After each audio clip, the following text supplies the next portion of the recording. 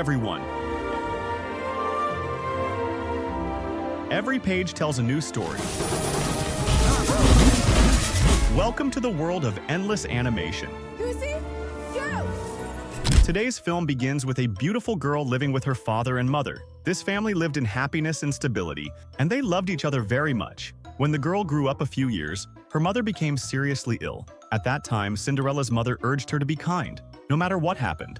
After that, her mother dies, and Cinderella and her father live peacefully alone. When Cinderella grows up, her father thinks of remarrying because he is a merchant and travels a lot. On one of his trips, he meets a widowed woman, falls in love with her, and decides to marry her. When he tells Cinderella about his desire to marry, she remembers her mother's advice to be brave and kind. Therefore, she agrees and blesses her father's decision, telling him that the most important thing is that he is happy. Indeed, her father marries this woman, who has 2 daughters about Cinderella's age, but they don't get along because they are spoiled. They love traveling, parties, and trips. While her father was preparing to travel, Cinderella went to him and said that she missed her mother very much and that he was the only good thing in her life. He tells her that he loves her very much too, and advises her to try to be obedient to her stepmother and to try to be happy. He tells her that everyone asked him to bring them gifts when he returns, and asks her what she wants him to bring her. She says she doesn't want gifts. She wants him to return safely. Then, he bids farewell to Cinderella, his new wife,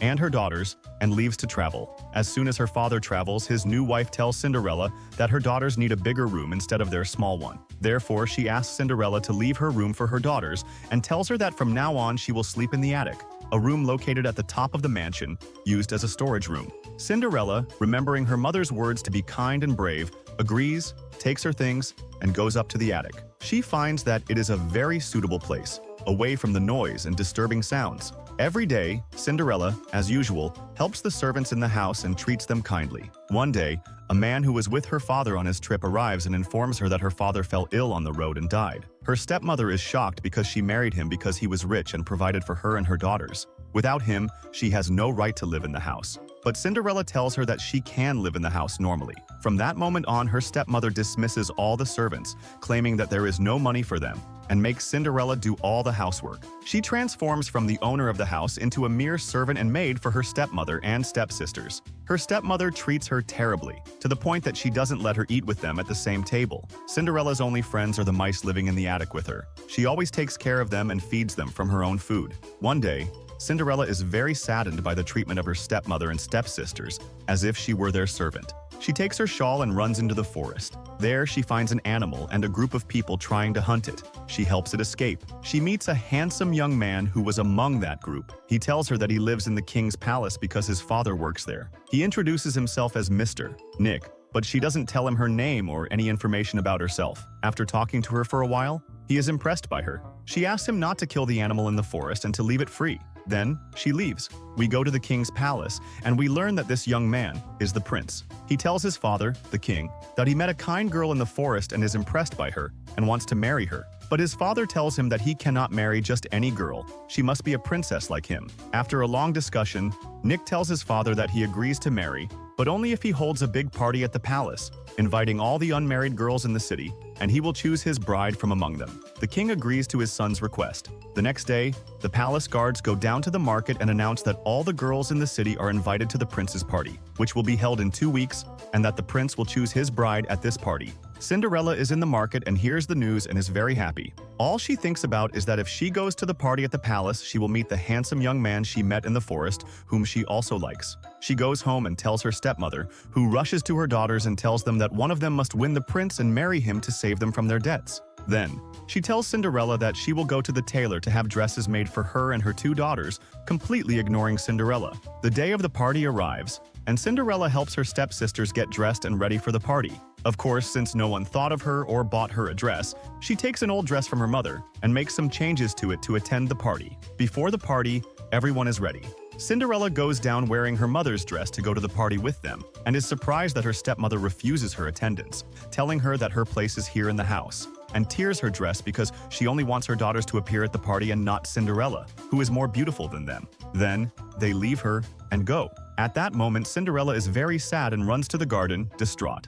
She complains to her mother about what is happening to her. While she is crying, she is surprised that an old woman asked her to give her something to eat or drink. Cinderella, because she is kind and loves to serve everyone, goes to get her milk to drink, as the old woman requested. Then she tells her that she knows her. Cinderella is surprised and asks her how she knows her. She tells her that she is the magic fairy that her mother used to tell her about. But Cinderella tells her that these are children's stories and not real. But the fairy reveals to her that it is real. She uses her magic wand and returns to her original form. Cinderella is surprised. The fairy tells Cinderella not to be sad and that she will help her go to the prince's party. Using the magic wand, she transforms things in the garden into a carriage for Cinderella to go to the party, and also makes her servants to help her, transforming her mouse friends into 4 handsome white horses. Cinderella says that her dress is torn and she won't be able to go out in it. So, the fairy transforms her old clothes into a beautiful blue dress, and also transforms her flat shoes into beautiful crystal shoes.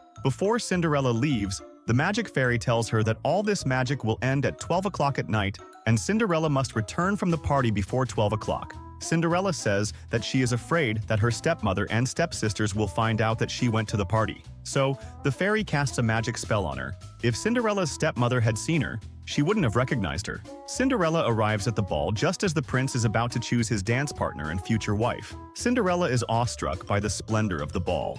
As soon as the prince sees her, he forgets everyone else and approaches her. She goes to him, and he asks her to dance. They dance a beautiful romantic dance surrounded by other couples. The prince then takes her away from the crowd into a large hall. She realizes he is the prince, not just a palace employee as she'd been told. They go into the palace gardens, away from everyone. He tells her she's the first person to ever enter those gardens. He explains that his father insisted he marry a princess and that he had to obey because he loves his father dearly and is worried about his illness. When he asks her name, she remembers that it's almost midnight and the magic spell is about to break. She tells him it was the best night of her life, leaves him, and runs to escape the palace before her true identity is discovered. She runs into the king, her father, and tells him that his son, Keith, loves him very much. The prince runs after her to catch her or learn something about her. The guards chase after him, fearing an ambush or an attempt by the king's enemies to abduct the prince. The prince doesn't catch her before she gets into her carriage. She drops a glass slipper, which the prince picks up and keeps.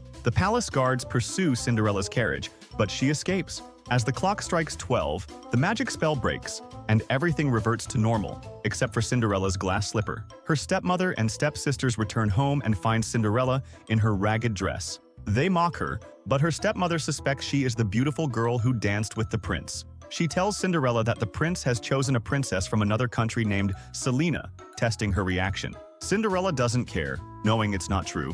She hides her glass slipper in a box in her attic room and is overjoyed by her night with the prince. Later, the king falls gravely ill and tells his son Keith to marry the woman he loves, even if she's a commoner, because he wants him to be happy. The king dies, and Keith becomes king. Keith dismisses the palace guards. An announcement is made about the glass slipper, and that any woman who fits the slipper and is willing to present herself to the palace will be considered. Cinderella and her stepsisters hear the announcement. Cinderella rushes home to get her slipper but finds it gone from her box. Her stepmother has it and reveals she knows Cinderella was with the prince. She says Cinderella is unlucky in love, having been married twice and widowed both times. She agrees to let Cinderella marry the king if Cinderella helps her marry a wealthy man and gets her daughters married to 2 palace ministers. Cinderella refuses, stating that she failed to protect her father from her stepmother, but will protect the king and the kingdom. Her stepmother angrily breaks the slipper to prevent the prince from finding her and locks Cinderella in the attic. She then goes to a minister with a piece of the broken slipper, claiming the mysterious princess is a poor, opportunistic girl, unsuitable for the king. The minister agrees and they conspire to hide Cinderella in exchange for the stepmother and her daughters marrying wealthy men. The minister tells the king that the princess has disappeared and that he should marry Princess Selena. Keith doesn't give up hope and orders the guards to search everywhere for the girl he loves, giving them the remaining slipper to measure against every girl in the city. Cinderella, locked in the attic, is missed. The minister tells the guards there's only one house left unsearched. They go to Cinderella's house and find her stepsisters, but the slipper doesn't fit. The captain of the guards asks Cinderella's stepmother if there are any other girls in the house. She says no, but just as they are about to leave, they hear a girl singing, Cinderella in the attic. The captain tells the minister they must search the house again. The minister objects, but unexpectedly the king, disguised among the guards, appears and reprimands the minister for insufficient effort. He orders the guards to bring down the singing girl. The stepmother tries to stop them, but the captain brings Cinderella down. The king discovers she was locked away. Cinderella reveals she's an ordinary girl, not a princess or noblewoman. He says he loves her as she is and proposes. She accepts. Before they leave, she forgives her stepmother. The royal wedding of Keith and Cinderella takes place, attended by the entire kingdom. If you liked today's video, don't forget to like, subscribe to the channel, and activate the bell to receive all new updates. See you in the next video. Goodbye.